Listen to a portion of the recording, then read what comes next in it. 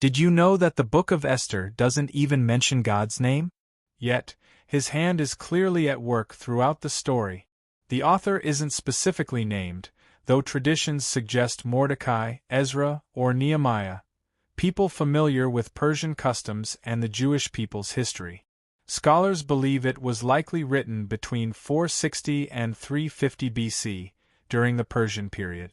The main purpose of the Book of Esther is to show God's providence, especially in protecting his chosen people, Israel, and to explain the origin of the Jewish festival of Purim, which commemorates their miraculous deliverance.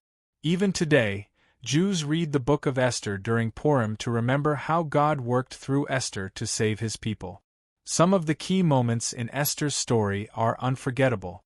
When Mordecai urges her to act, Esther risks her life to approach King Xerxes and plead for the safety of her people, declaring, "For if you remain silent at this time, relief and deliverance will arise from another place, but you and your father's family will perish.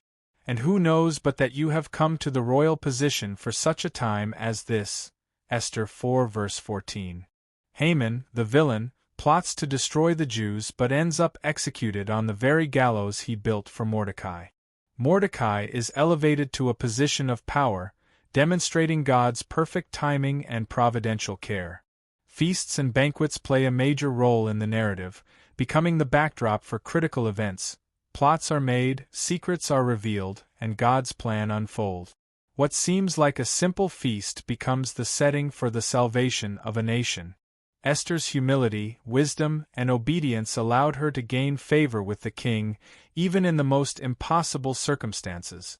The Book of Esther reminds us that God is always at work behind the scenes, orchestrating events for the good of his people. Just like Esther, we too might be placed in certain positions or situations for such a time as this, to make a difference in the lives of others. Interestingly, Esther's story also foreshadows Christ. Just as Haman's plot against the Jews was defeated, the plans of Satan against Jesus were ultimately overturned through the cross. What was meant for evil became the very means of victory, showing God's ultimate power and plan for redemption. The takeaway from the Book of Esther is clear: God is sovereign.